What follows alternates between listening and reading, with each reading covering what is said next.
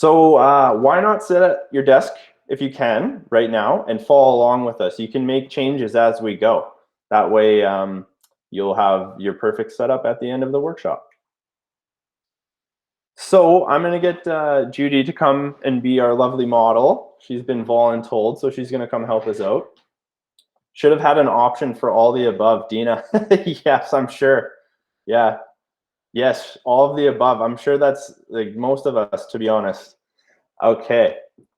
So long periods sitting with your knees and hips into flexion can make the muscles in the front of the thighs, the quads, and hip flexors tighten and cause hamstrings to shorten. And over time, this can leave you at a greater risk of injury and to your knees and lower back. So tip number 1, adjust your chair height. So if you guys are following along with us,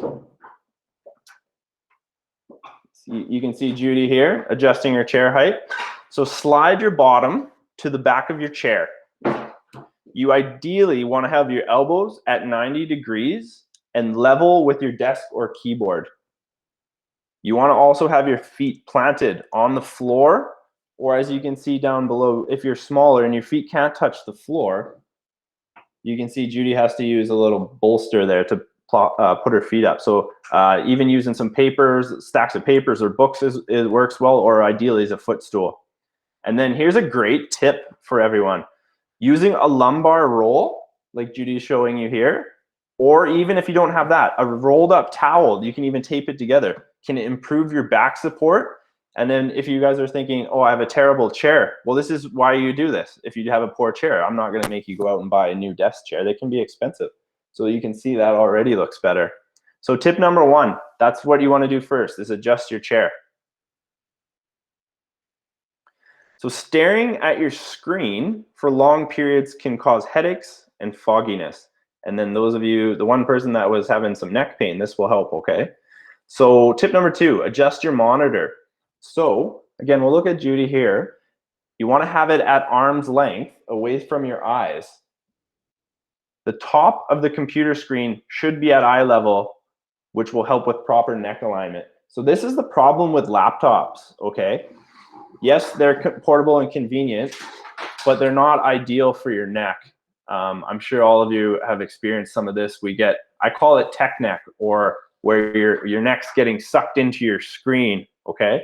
So you can see what Judy did there. She propped up a laptop on onto a laptop table. And again, you guys don't necessarily need to go and buy something like this. You can just use some books or some stacks of paper, whatever you have at home, okay? Okay, that looks better. Judy's neck isn't aligned. So here's a great tip. You need good lighting so your eyes don't strain and you don't have to lean into your laptop. So you can see Judy has her lamp set up there. Joanne, I saw you turn your lamp on. Good job. So if you guys have noticed you've had any change in vision lately, you might actually even benefit from having your eyes or going for a visual checkup. That can help as well. Working on a keyboard with your arms and hands outstretched can lead to rounded shoulders and a slumped posture. Chest muscles can become tight, and the muscles between the shoulder blades might be underused.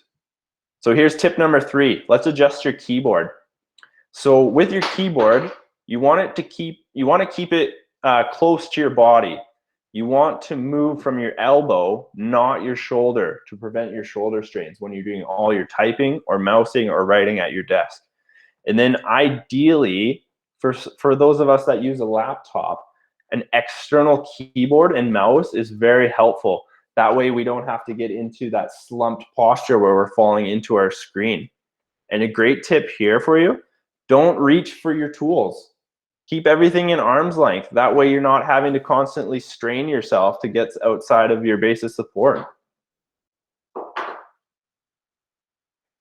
Tip number 4, this goes with your tools. Position your phone.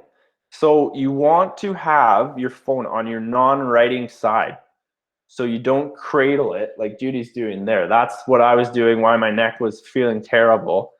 So you don't cradle it with your shoulder. This can lead to neck and shoulder pain. So a great tip, if you're one of those people that have to be on the phone a lot during the day, use a headset or earbuds. You know, and that way your hands are free to write and type, and then you don't have to crink your neck all day.